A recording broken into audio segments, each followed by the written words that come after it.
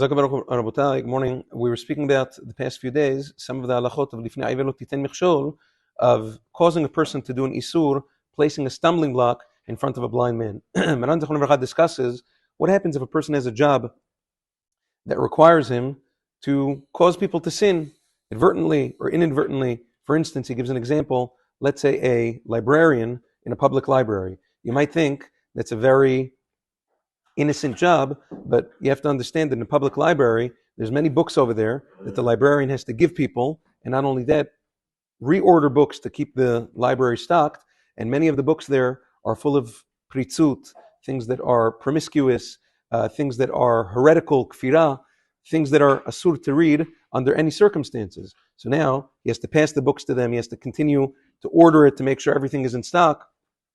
That's an isur.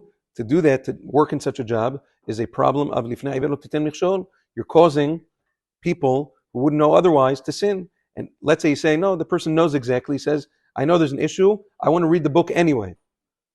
The halacha is the same. The Rambam writes in Perush HaMishnayot, in Masechet Shevi'it Perek He, he says that there's also isur lifnei avelot titen michshol. Even if a person knows the isur, just he's blinded momentarily by the Yetzer Hara, there's still an isur to cause him to sin in that regard. Same thing.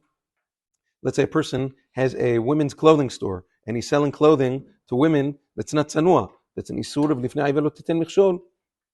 Unless, in this case, Maran Zichron Livracha has a tshuva in Yechavedat, and he says sometimes not tzanua clothing for women is able to be worn in a tzanua way. For instance, if it's a short sleeve blouse, you can wear a shell under it. So over there, it's not going to be an isur to sell it that way.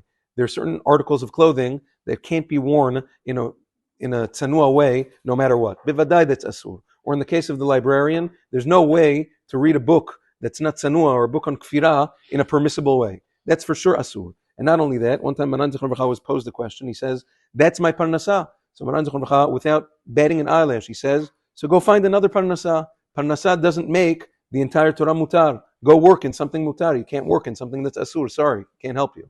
That's the go find another Kadosh Baruch Hu. That's what we say in Birkat Hamazon. Rachamanu yifarnesenu bechavod velo bevizui beheter velo beisur benachat velo betza'ar. Yeah, you can't be mefarnes tatzmecha beisur. So a person has to go find. Not only that, the Rama writes in his Yored De'ah Siman Kuf Nun Zayin, he says that whereas by mitzvot aseh, the halacha is how much money does a person have to give to make a mitzvot aseh, to fulfill mitzvot aseh, up to a fifth of one's possessions.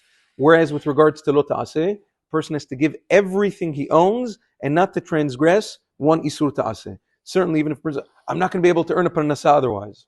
Can you do? If it's asur, it's asur. If there's a way to be matir, okay, you ask a rav, a posek, you find if there's a way, okay. If not, can't help you. Parnasah doesn't matir kol Torah kula. So that's with regards to this isur of lifnei avelot titen michshol. B'ezrat Hashem, we'll continue with another example tomorrow. Yom Tov.